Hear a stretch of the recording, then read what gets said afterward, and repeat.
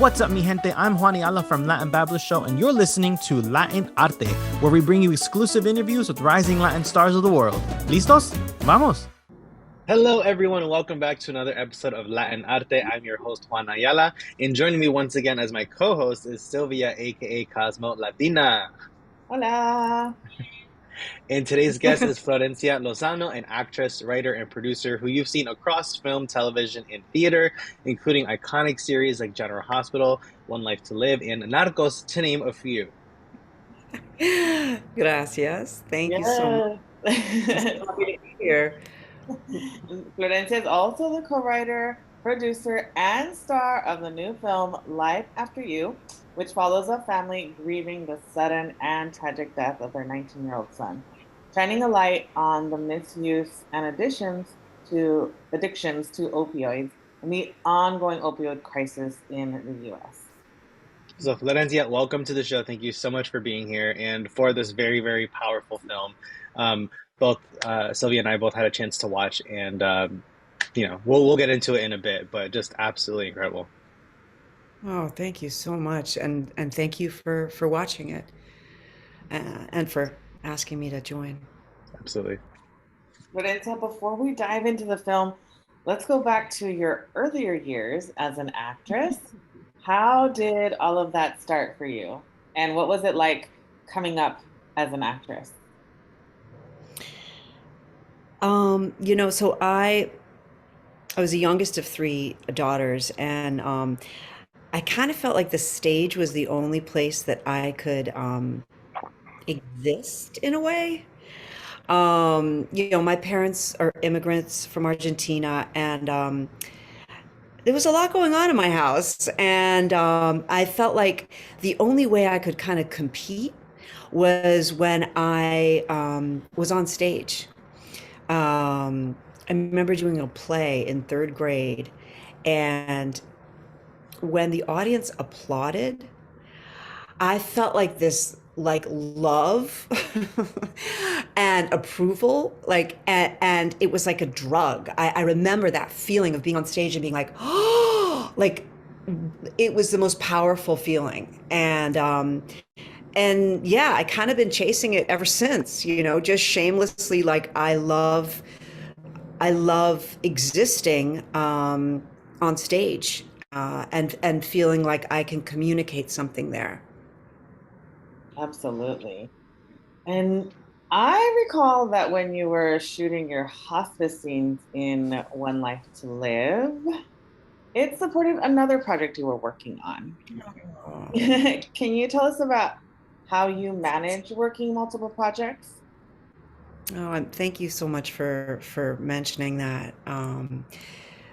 That was so exciting because I was getting to. I had written a play, and it was being produced in New York while I was in a coma on One Life to Live. So it was kind of amazing to get to do both of those things simultaneously, to be able to. Um, when I first got to New York, I I connected with whatever Latino theater artists there were, because I grew up in a place where I grew up outside of Boston, and I grew up in a mostly Jewish, middle-aged, uh, middle class, upper middle class suburb of Boston, and I didn't know many Latinos, and I just felt like we were different, which, as a teenager is kind of the worst thing you can be. My parents wanted us to speak Spanish, and I'm so glad that they insisted, but we hated to at the time because I felt like it made us different. We had dinner later than everybody else. We ate different foods. My parents were very much like, what happens in this family stays in the family. And then um, there was a real distance between us, and I felt like the people around us. So I was longing to join a community of people who spoke Spanish, who, I mean, it sounds kind of cliche, but like who liked to dance, who had some of the same cultural things that I did. And when I got involved with theater here, I started writing. And I had always written short stories and stuff, but um, I had read this novella called Requiem for a Woman's Soul.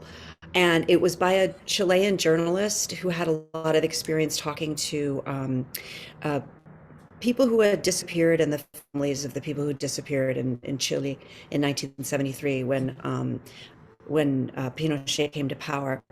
And I had grown up hearing my father talk a lot about what was happening in Argentina during the Dirty War. From 1976 to 1984, 30,000 people were disappeared. My mother's family was all still in Argentina.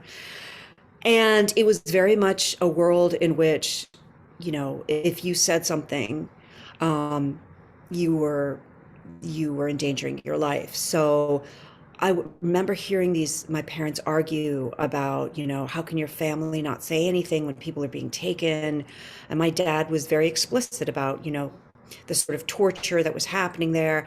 And so as a young girl, I had a lot of anxiety about that stuff.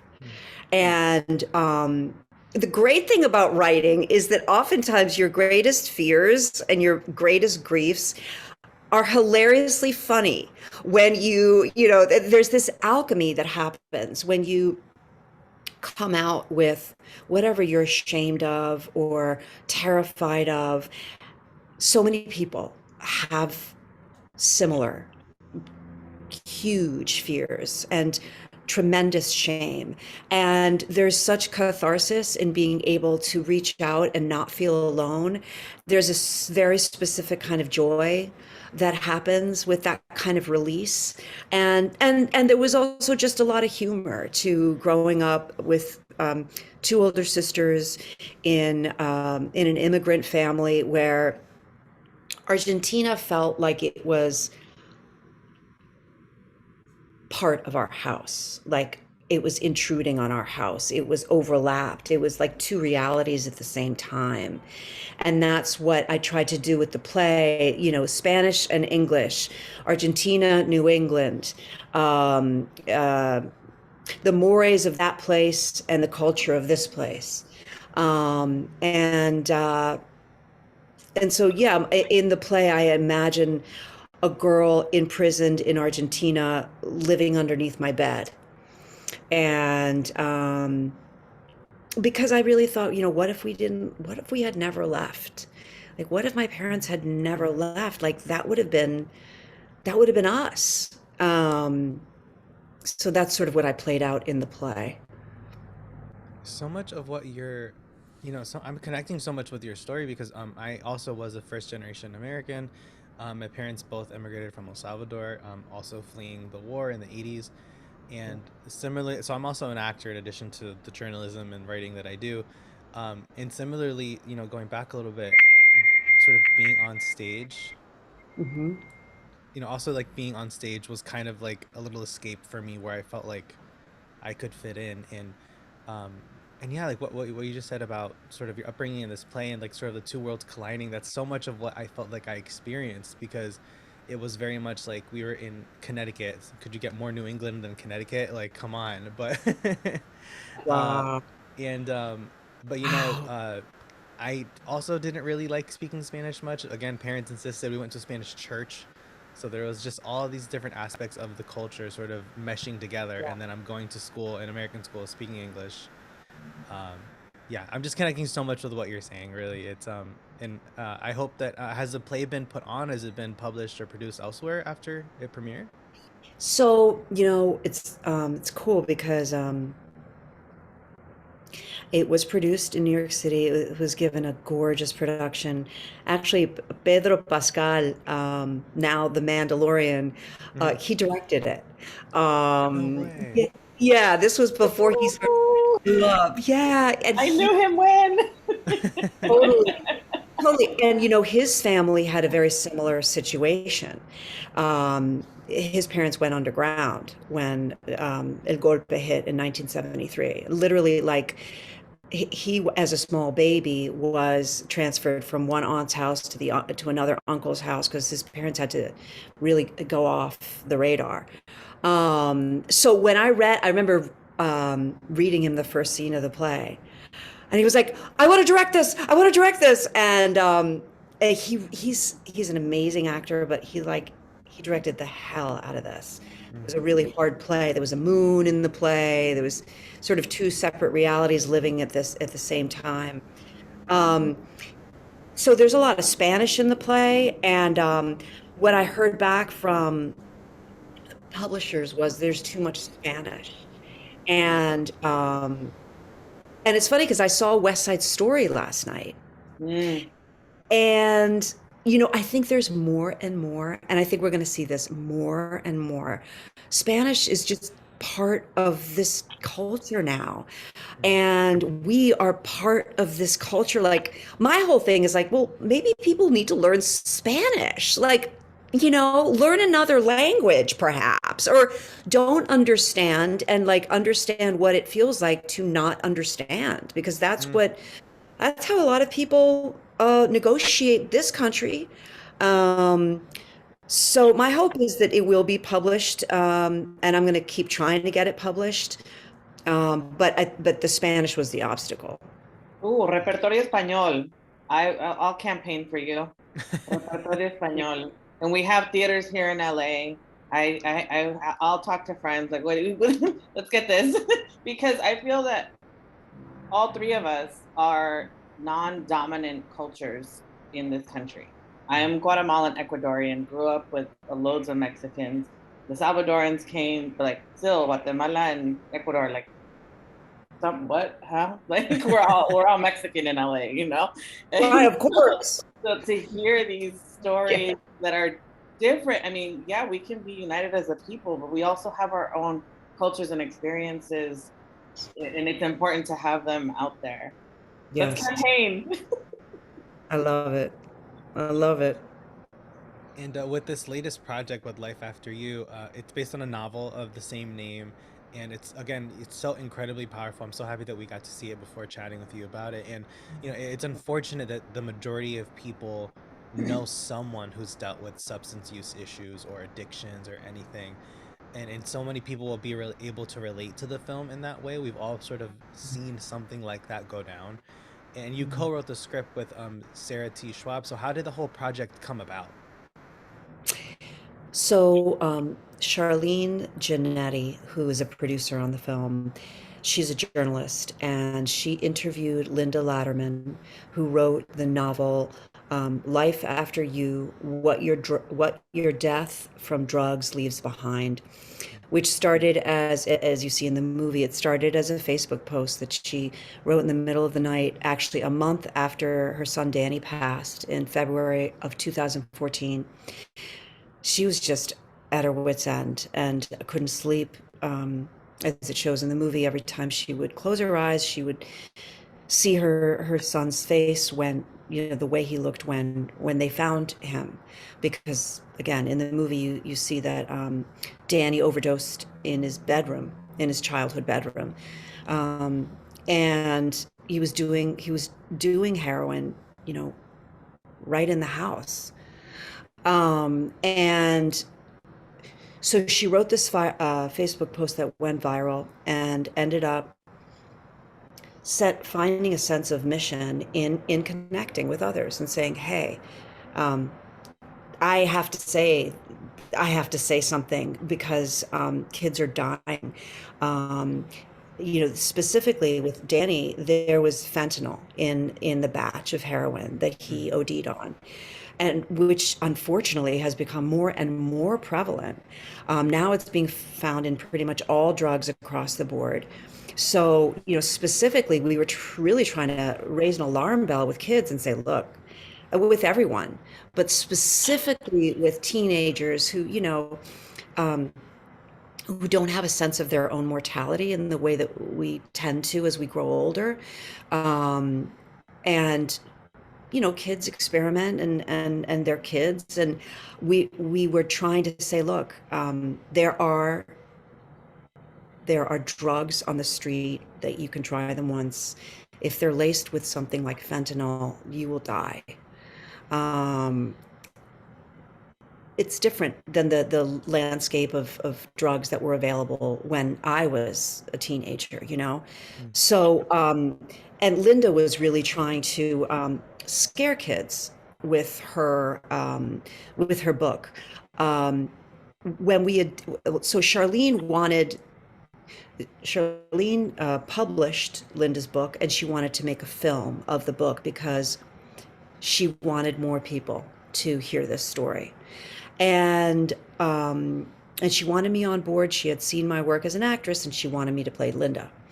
And after talking to Linda a bit, I asked Charlene if I could have a stab at writing the screenplay, um, because I wanted it to not be a traditional linear sort of like this is what happened after Danny's death. I wanted it to be more of an emotional journey of what happens to each family member. How do they all deal with the grief of this loss? And in the mother's case, in Linda's case, how does she hold on to her son because of a refusal to be able to let go of the guilt, the enormous guilt involved, and just the pain of having lost her son. And I brought Sarah on board to co-write it with me and direct it because she's a great screenwriter.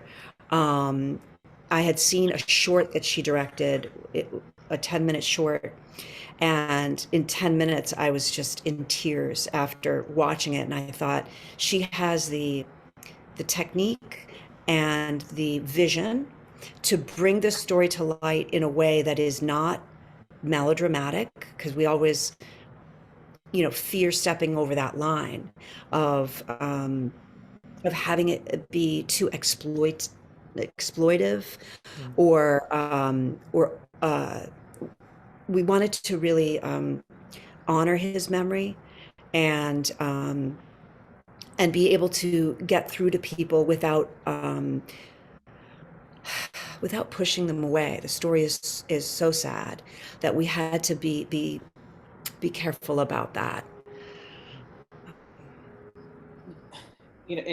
It's interesting you say that, because what I noticed that sets this film apart from so many other films that I've seen is the strength in the silence and movement. Mm. The power to act through emotion. How did this compare to your other roles? Mm. Um, well, I should say a lot of that is Sarah too. Like, it was really interesting being part of the process of making a film, because unlike theater, so much of it, well, I should say theater is a lot about editing too, but that's before you get to the actual performance. Once you've shot a film, so much of it is editing. And she chose takes that were restrained. She chose to honor silence, to honor less is more. And that's really her vision, her style, her temperament. And I feel like it served the story really well. I went into this, and I have to say, every step of the way, I was full of self-doubt, because it was such a enormous task to honor this kid's memory, this real live person, and the real live family that was left behind. And I got to tell you, we made a lot of mistakes along the way. And I want to say to anyone who wants to make anything, like, that's part of the process. Like, you don't have to be perfect. You just have to do your best. And, the mistakes that we made taught us how to do it better next time. We wrote many drafts of this. we got a lot of notes from a lot of people. Linda, had issues with some of the early drafts. It was really trial and error, and working with a team of people who could support one another. Because so much of the time I was like, what are we doing? How are we going to do this? Like, I'd never written a screenplay before. I'd never co-written with anyone. I'd never produced anything. So it was a real leap of faith. And in terms of approaching the role, I I I tried to trust that I didn't have to push, and that I could access uh, uh, grief. And we were working in a community where literally so many of the people that were extras, the maids who worked in the hotel we were staying at, they were either survivors of addiction, they were in recovery, they had stories about loss. And so I was like, all right, I'm gonna like receive all of this human experience and try to channel it and tell this story, because it's unfortunately so many people's story. Um, and yeah, and that's what I tried to do. And with the film, so many projects like this that touch on social issues or medical issues, substance abuse, anything, are often used for educational purposes. Do you see this film being something that can be used by like nonprofit organizations or in schools or recovery programs?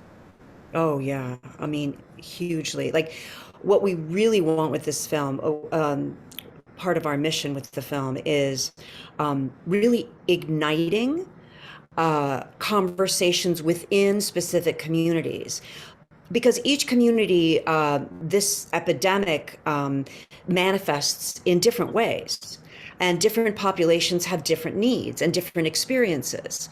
And so we had several screenings of this film in different places, different states, um, and we partnered with recovery organizations there who talked about everything from the statistics to the populations that they were working with, to just the face of it in their community. We had people in recovery talk about how the film addresses things that they've been through, and we were really eager to hear the voices of people who knew this story from a very personal vantage point. Um, Listening to those talkbacks was, for me, was just such a huge gift, because it's rare that in a public setting with people you don't know, um, people are willing to be so vulnerable Mm. and talk about their personal loss, their personal journey, like coming out of the pandemic into these conversations. Live conversations felt like such a gift, because we're all so raw with grief, with isolation, which unfortunately has made this the opioid epidemic so much worse. We have partnered with Canopy, which is an educational distribution company, and they are going to be showing this film in high schools, in colleges, in all kinds of educational settings. So yeah, that's a huge part of our mission with the film. Yeah. That's amazing. Congratulations on that. That's Fantastic. really great. Wow. Thank you. Yeah. Well, Florencia, you've conquered soap opera, dramas, theater. What is an area that you still want to explore? Oh, geez.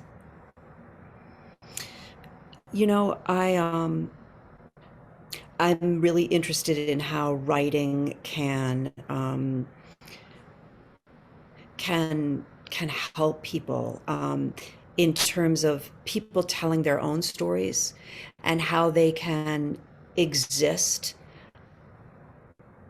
They can write themselves into existence, and they can see themselves and hear themselves reflected back as people who are. Sometimes I have a lot more compassion for myself when I write something and I think, oh shit, she's trying so hard. This girl, this woman is doing the best she can. And she's funny and she's human, and sometimes I don't think we realize that we are precious creatures, unless we are able to find some distance from oneself. So I'm hoping to, be involved in initiatives where I help people to discover that, like superpower, the superpower of writing yourself into existence, especially as Latinos. We are pigeonholed in so many ways. Our stories are being told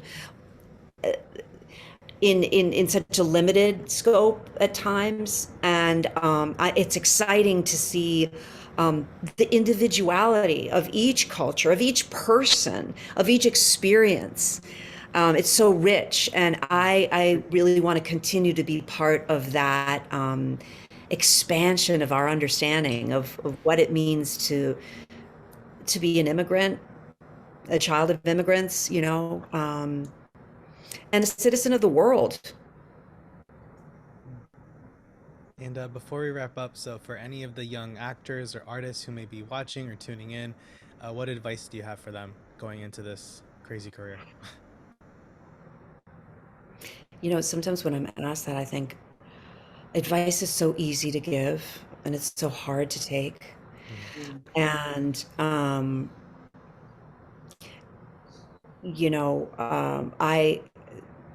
I've recently begun meditating, and it's really helped me. Every person is different, so it's hard to give advice for everyone. But when I was younger, I couldn't bear it. It was way too terrifying to sit in silence. But there's something about sitting in silence that I feel like um, allows me to realize that I'm enough. I'm enough just the way I am, and my job is to like be here and hear the sounds of the traffic and like exist in this moment, because like life is precious. So, Man, where that hit hard. So it's been, being an actor, and especially being an actor of color from a marginalized community, is so frustrating because it's so rewarding, but it's also so frustrating because it's like so many of the stories that we see are, like you said, they're very pigeonholed and very almost a little tone deaf sometimes because the right people are not writing those stories and not telling those stories from our perspectives.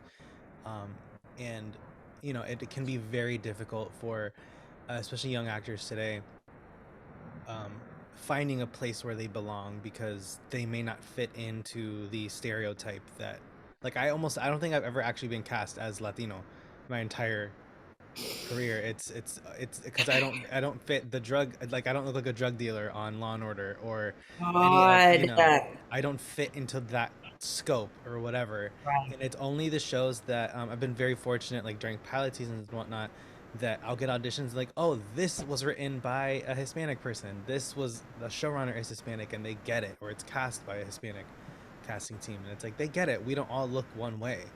we Yes. we come in all different shapes and colors and sizes and everything, and it's really wonderful seeing how the industry is changing. And I'm sure with your career you've noticed how vastly it has changed just year after year. Yeah. It has, and it will keep doing so. We are at obviously a very tumultuous time, but I think it's an exciting time. I think things are changing, things are shifting, evolution is real. Um, And I would say, you know, just to add on to that, like, build your community, find your people, like what you guys are doing, like creating something out of nothing.